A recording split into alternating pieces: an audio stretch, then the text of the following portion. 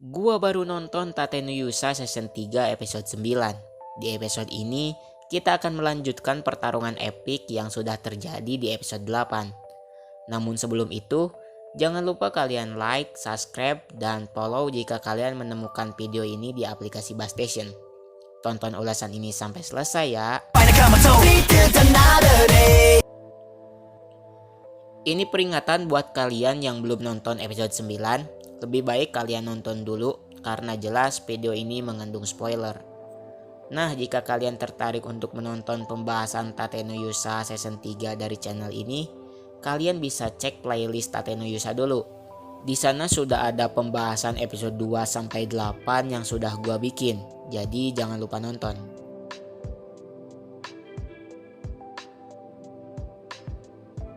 Shin melanjutkan Naofumi yang menahan semburan api dari Kaisar Naga Iblis. Naofumi berhasil bertahan walaupun langsung berlutut. Melihat ada celah, si Kaisar Naga berniat menyerang lagi. Namun sebelum itu, Atla menerjang si Kaisar Naga. Salah satu teknik Atla mengenai bagian dada Kaisar Naga yang membuatnya meronta-ronta.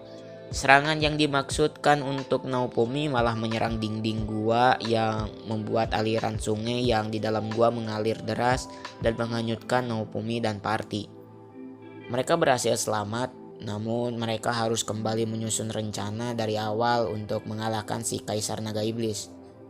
Langit mulai gelap, membuat mereka memutuskan untuk beristirahat sambil memikirkan rencana.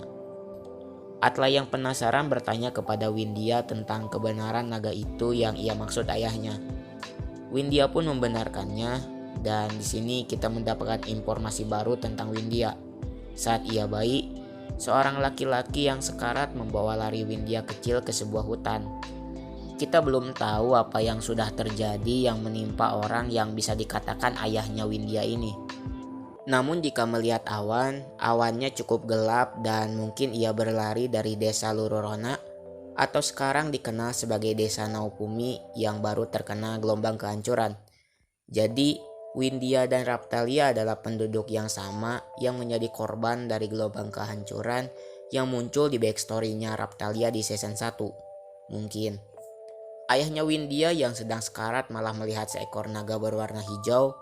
Pria itu menitipkan bayi Windia ke naga itu, dan backstory ini cukup membuatku meneteskan air mata.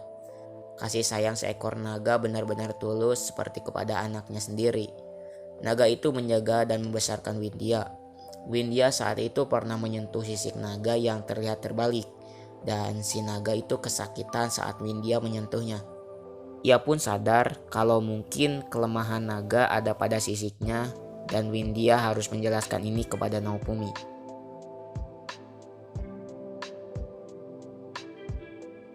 Naofumi menyiapkan tempat untuk menghadapi Kaisar Naga Iblis.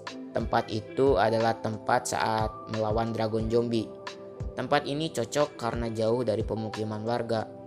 Jadi dalam rencana Naofumi, ia akan memancing Kaisar Naga Iblis dengan perisai terkutuknya agar mau datang ke sini dan mengkeroyoknya. Windia pun datang dan menjelaskan tentang sisik terbalik dari ras naga. Jadi sisik terbalik itu ada di sekitar dada dan mungkin itu adalah titik lemah dari seekor naga. Ren pun bertanya bagaimana kalau Kaisar Naga Iblis itu terbang. Naofumi pun memikirkan rencana agar naga itu tetap bisa di tanah. Naofumi akan jadi umpan agar ia terpancing untuk bertarung di tanah. Sadina meminta bantuan Melty dan Windia untuk menggunakan sihir agar ia kesulitan untuk terbang. Naofumi meminta Raphtalia dan Eclair yang jadi serangan utama dan Sadina dan Ren yang berusaha menembus sisiknya. Naofumi berpikir kalau rencana ini yang terbaik untuk sekarang. Atla menanyakan apa yang ia harus lakukan. Naofumi meminta Atla untuk tidak ikut terlibat dalam pertarungan.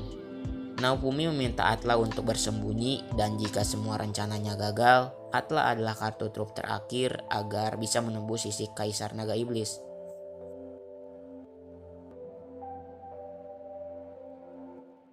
Matahari mulai terbit dari ufuk timur. Setelah semuanya siap dalam posisi masing-masing, Naofumi menggunakan perisai terkutuknya untuk memancing Kaisar Naga Iblis. Naga itu datang menghampiri Naofumi. Sesuai rencana awal, Sadina dengan bantuan Melty dan Windia mengeluarkan sihir air untuk menjebak Kaisar Naga Iblis. Setelah itu, Raphtalia, Ren, Eclair, dan Sadina pun mulai menyerang. Tentu saja, pertarungan berjalan alot. Yang ada, Kaisar Naga Iblis malah bisa menyerang serangan dari Naofumi Party. Kaisar Naga Iblis mengeluarkan kabut dan menembakkan aura pekat yang membuat Raphtalia dan yang lain kembali tumbang. Cuma Naofumi yang bisa berdiri. Kaisar Naga Iblis itu mengeluarkan aura pekat kepada Naofumi dan ia berusaha bertahan dari serangan Kaisar Naga Iblis. Di sisi lain, Atlas sedang mengumpulkan kekuatan dari bela diri Hengen Mushonya. Setelah kekuatan itu terkumpul di telapak tangan Atlas, ia pun langsung berlari dengan cepat dan mengincar dada si Kaisar Naga Iblis. Namun, serangan Atlas tertahan oleh sejenis barir yang dimunculkan Kaisar Naga Iblis. Paul ikut membantu Atlas untuk menembus barir itu, sesuai perkataan Sadina di episode 7 kemarin yang menjelaskan Paul punya bakat untuk merubah tubuhnya menjadi hewan. Kali ini, ia mengubah kedua tangannya menjadi tangan harimau putih dan sukses menghancurkan barir, dan Atlas melepaskan semua kemampuannya untuk mengoyak dada si Kaisar Iblis. Sisik bagian dada Kaisar Naga Iblis terbuka dan Ren segera berlari untuk membawa Pilo yang ada di sana. Gaeleon pun masih hidup dan berhasil terbang menjauh dari si Kaisar Naga Iblis. Pilo berhasil diselamatkan. Pilo dan Gaeleon memang berhasil keluar dari tubuh Kaisar Naga Iblis. Untungnya Sadina berhasil menyerang dan mengambil inti kehidupan Kaisar Naga Iblis. Sebelum ia kabur, Raphtalia segera membasmi Kaisar Naga Iblis dan sisa-sisa poligonnya tiba-tiba masuk ke perisai Naofumi dan menjelaskan kalau kemarahan akan selalu menghantui Naofumi.